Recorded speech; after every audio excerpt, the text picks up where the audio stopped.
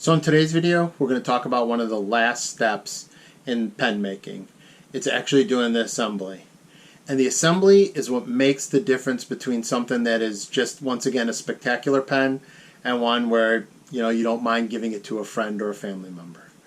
We're going to go over the most common pen kits. We're going to go over a Slimline pen kit, and we're going to set that transmission perfectly. And we're going to set it in 10 seconds. So we're not going to have a problem with us having to follow up on the transmission. We're going to go through the Diamond Knurl or the Wall Street pens and the Sierra pens. We're going to talk a little bit about that one. We're going to talk a little bit about a Parker style twist pen.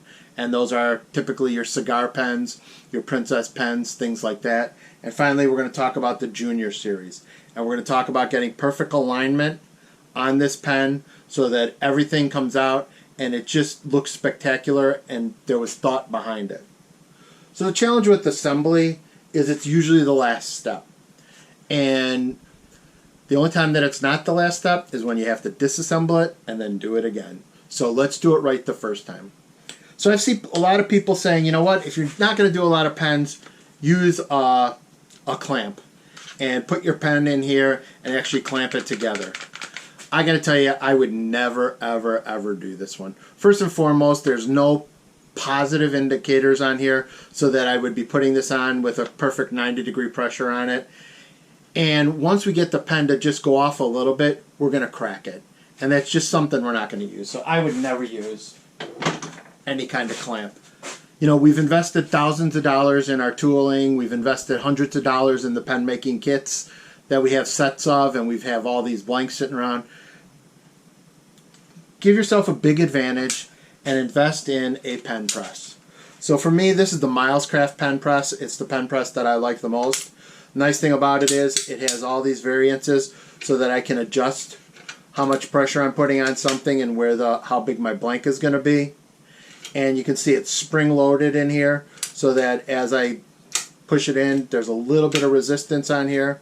It's got a nice little cup, and I know you won't be able to see it on here, but it's got a nice little cup in the bottom of here so that whatever I'm putting in here has positive lining up with this one.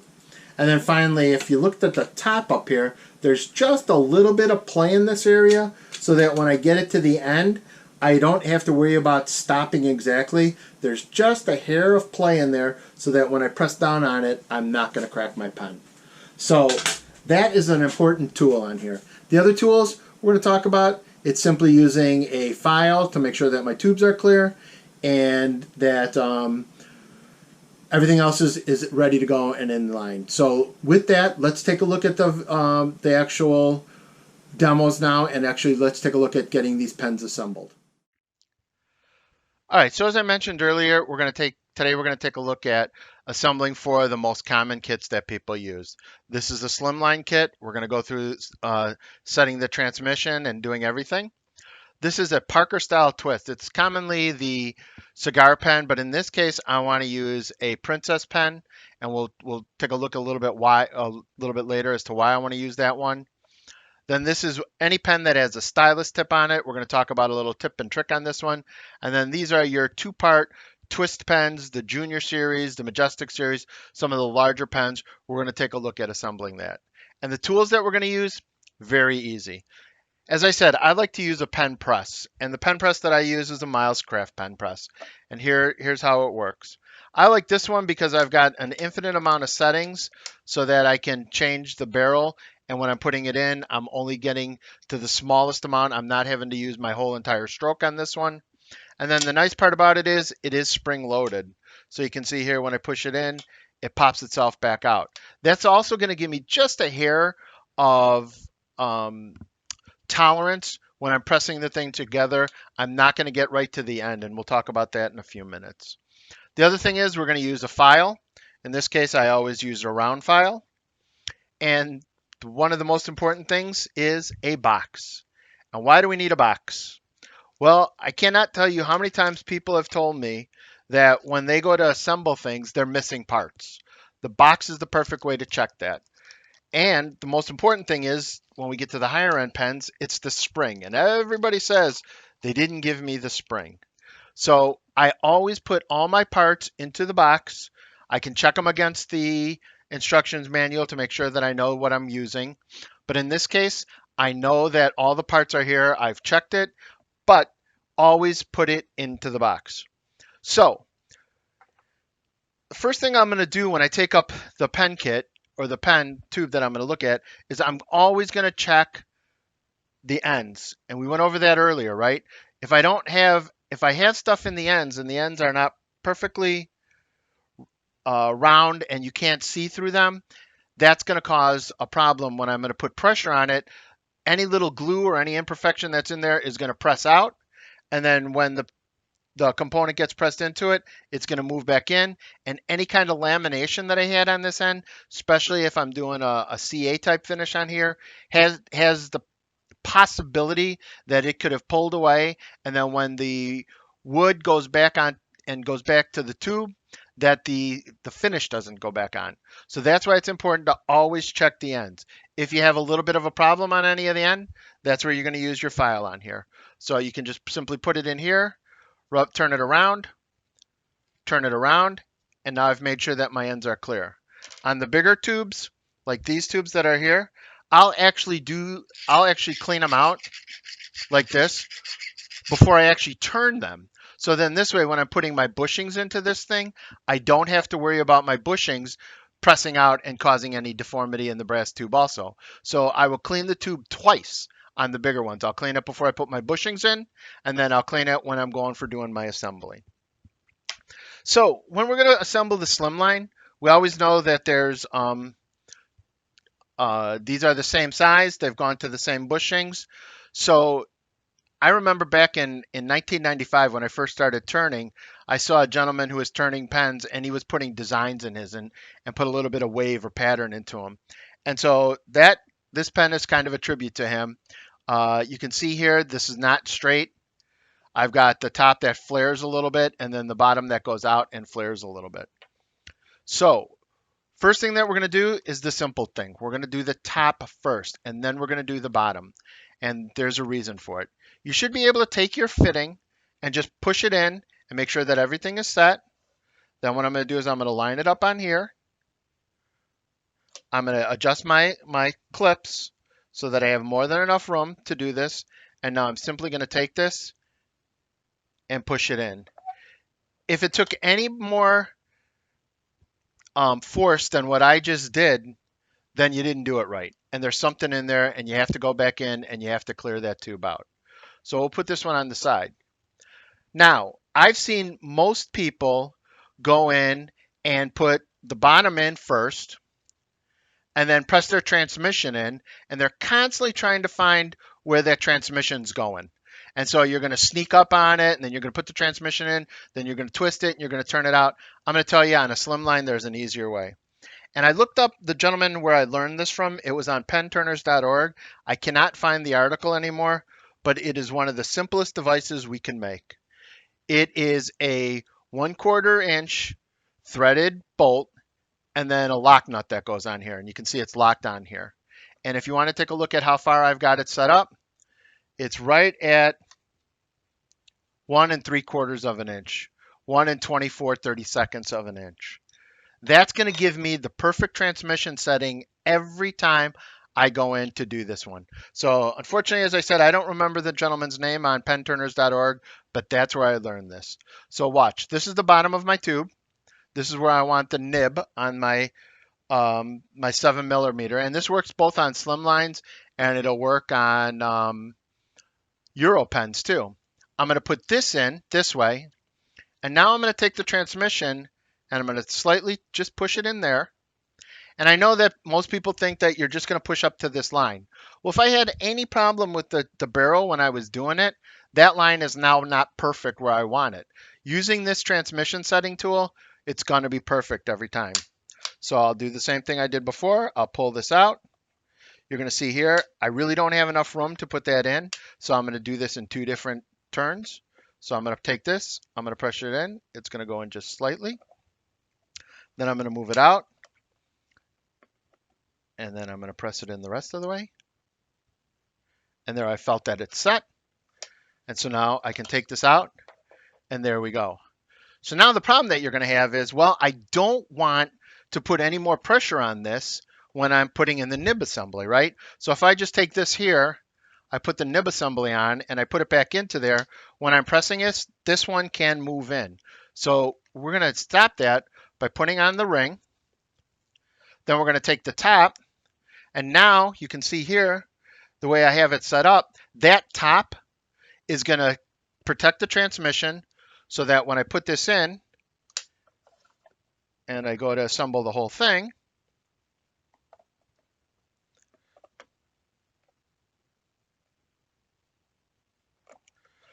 I've got the pen completely assembled. And the true test of it is if I take the cross refill and I put it in, when I twist it out, notice I've got the perfect extension. And then when I twist it back in, perfect. So there's my finished pen, complete with the perfect extension and the perfect twist back in. Once again, 1 3/4 of an inch. This works on all standard slimlines. It'll work on a Euro pen. It works on everything. So let's put that one up to the side. And let's take a look at the one that people start out next with. And that to me is usually a cigar pen. And in this case, I'm using a Princess pen, which ostensibly is the same thing as the cigar pen. It feeds in the exact same way as everything else, so I would take it out of the box. I'd make sure all my components are here, and I know that they are because I checked it beforehand.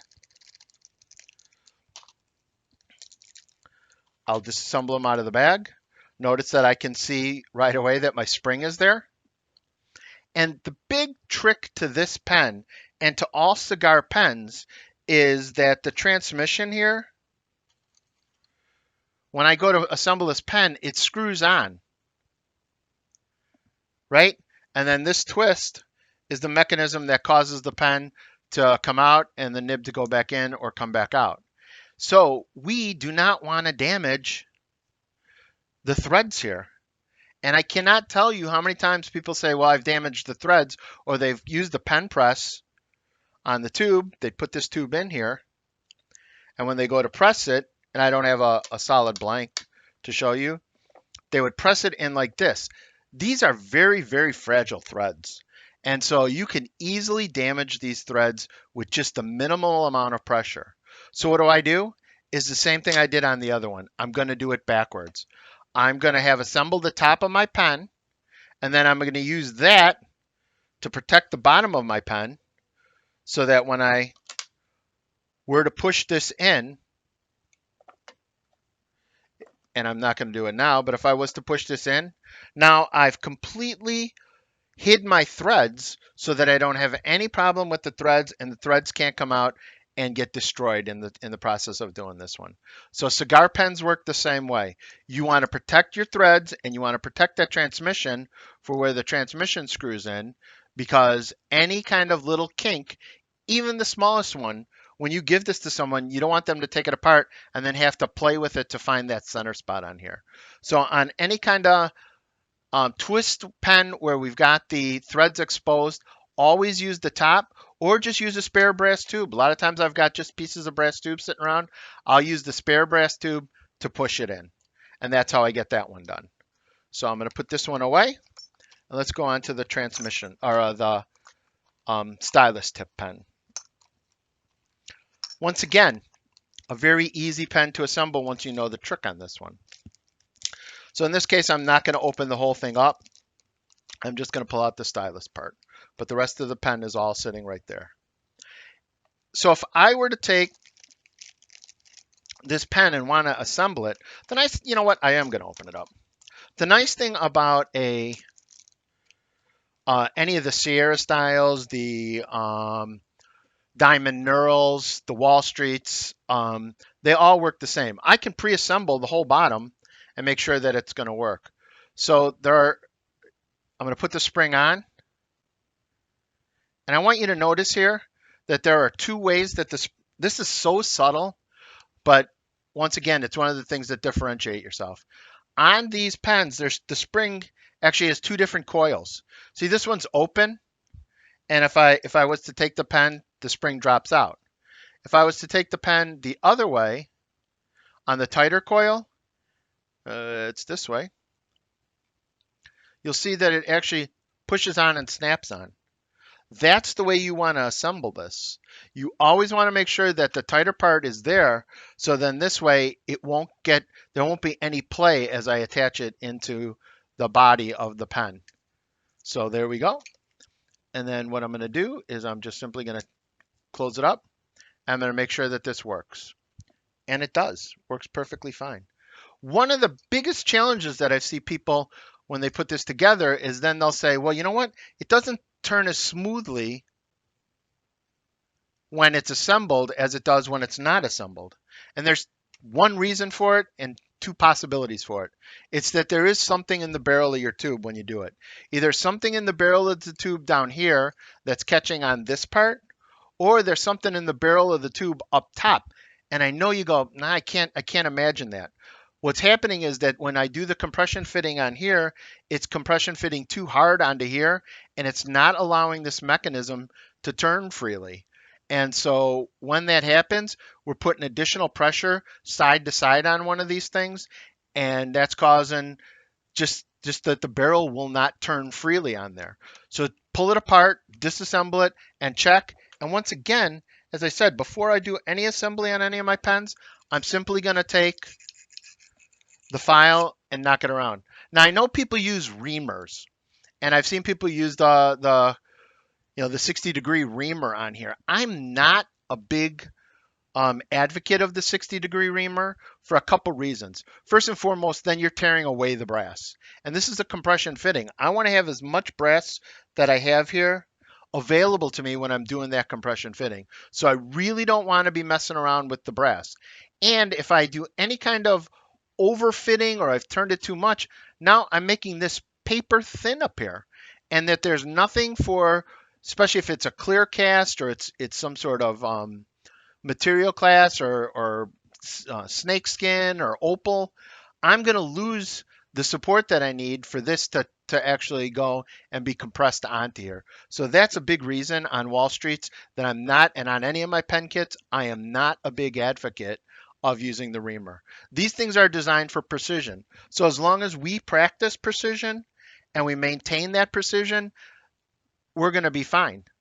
So on this one, if I was to actually just push this in, and you can see here, if I was to push this on here like this, now I'm going to have a big problem, right?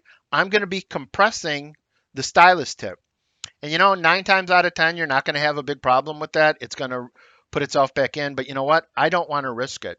So what I have found is this is the ring from a Euro pen kit, the tenon on a Euro pen kit. And this is the little placement ring that you use on the bottom when you're cutting your tenon. I found that it goes perfectly over the nib or the stylus tip. And then when I'm to put this in, now I've got protection. And if I was to go and compress this in, I'm not going to have any problem and I'm not going to lose that stylus tip. So that's how we do the Wall Street pen kit or the stylus pen kit. Now finally, it's any of the double barrel kits. So it's any of my junior series. And you can see here, I've already put it into my box. And notice that I've got the bushings sitting here. And you're thinking, well, why do I need the bushings? So on any of my double barrel pen kits, here's my strongest recommendation that I can give to you, is to actually put the bushings back on and set it back up with all the bushings in place. And the reason I'm telling you to do it this way is, have you ever assembled a pen kit and then you put the top on the bottom on the top, or I've rotated it around and that I've put this end on this side and this end on this side. If I take this one simple step to put this together in front of myself using the bushings, knowing that I've got perfect ends on all my bushings that I got here and that this is perfectly set up, now I can just lay this down in front of me and I know how my assembly is going to work, right? I don't need to second guess anything. I know that this is going to be perfect. Now, once again, in terms of subtlety and what makes you a professional at this is doing the assembly on a 2-barrel pen and getting everything to line up. I love these pheasant feathers. I got this blank from a friend of mine, John Underhill. They're available at Exotic Blanks, and I mean, these are just gorgeous pens when they're done. And I've seen people who actually do them and then don't take time to actually get everything to line up. And when the pen goes together, it looks like that, or it looks like this, or, I've seen people who assemble them like that, or the top is upside down. We're going to talk in the next few minutes to get this pen so that it's perfectly aligned and that everything looks gorgeous on it. And it's not really hard. Once you learn the tip and the trick and you apply this pattern to any kind of pen that you're doing this way, it's going to be incredibly easy. So in this case, these usually come assembled. So here's my nib section on the pen. There's the top section on the pen. Here's the part that I'm going to push in. So I always start with the bottom, and I'm going to show you why. So I can take this apart. I'm going to take this, I'm going to push it in. Once again, I've already cleaned it with my file, so I don't take up your time on the video. So I'm simply going to put this in. I'm going to take another one down, and I am going to just easily, once it gets going, it should be real easy. And I pushed it together. Now, on this one, I'm going to take this end, right? And I'm going to put it in. So if I was to take it and put it in right now and push it, what am I doing? These are threads. Once again, even on this pen, I don't want to be pushing into the threads. So I'm going to take the tip, I'm going to screw it back into here, and then it's going to require me to open my pen press all the way up, but that's no problem.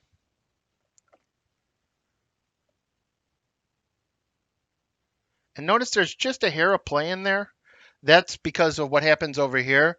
This is not a perfect slot. It's a little bit of an open, like an oval, which gives me that I cannot, if I'm doing it delicately, sorry that my hand's over it, but if I'm doing it delicately, there's a little bit of play in there, so I can't crack this. And so there you go. I've got the pen, the bottom part, completely put in. So now, instead of just taking the top part and assembling it the way you think you would by just jamming this in and putting the top on, we're going to do this. We're going to take the threaded part. I'm going to thread it on there. So you can see here, that's where I've got it thread on. And now I want to line. I'm going to try to do my best to do this. And I'm going to just try to get where the feathers look like they're good. And let's see. Yeah, right there. That's perfect, right? So I'm just going to take my hand and push it on. Okay, so now it's on there. And now I'm slowly going to take this off. I'm going to put this in here. And I am going to just slowly press this in.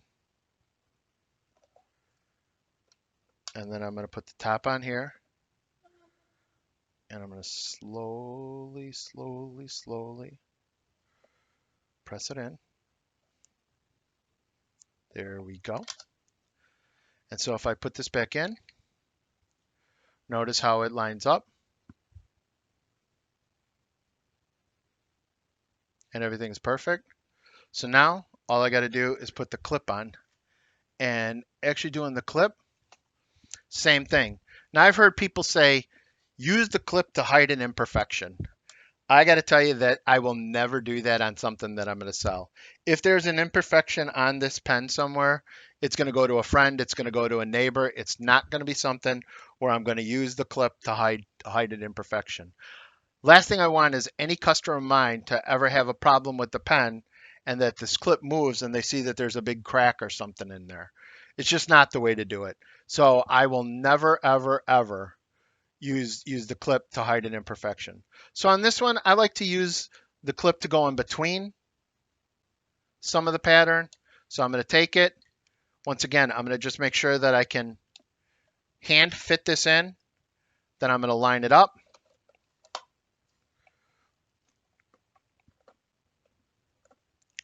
Now, with these clips, you can always just start it like I just did. Now notice that it's in there, so it's going to be really easy for me to finish. There we go. I could put the spring in there and everything else. But notice that when I turn this and I put it together, all the feathers line up perfectly. Now, I would do the exact same thing if I'm doing a wood pen, right? I would make sure that I assemble the bottom of it. I establish where my grain lines are. And then when I go to put in the top of it, I will then just push this, I will screw that on, and then I will match up my grain lines on there. So with that, we've covered the 4 basic kits. We've talked about the Slimline and how to set the transmission so I get the perfect in and out every time, and I didn't have to go back in and push it in and pull it out and push it in and push it in a little bit more. Perfectly set transmission on this one, right? When I'm doing any kind of the twists on the cigar pens or the princess pens, what do I want to know is I want to protect my threads. Putting another tube on top of it is the easiest way to protect my threads.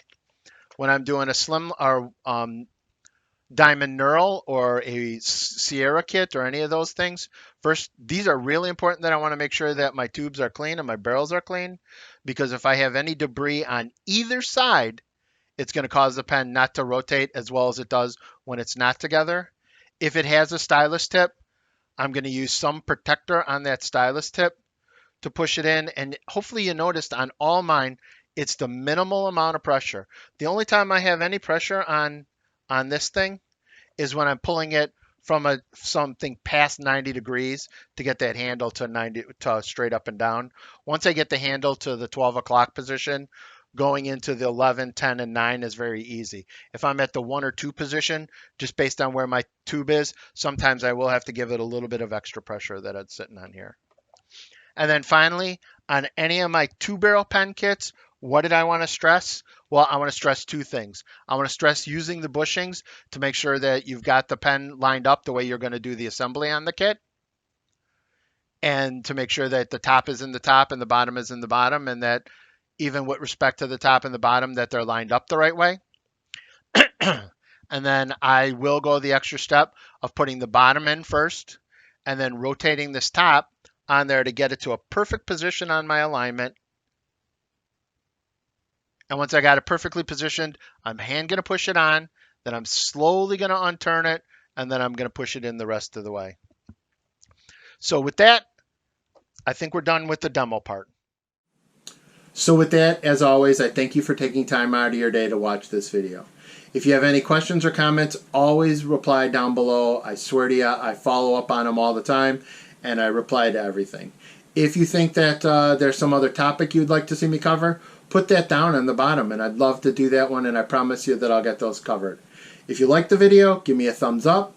If you're very interested in following, give me a subscribe, and I promise you we'll go through all the rest of the things that I know about pen making. So with that, thank you, and have a great day.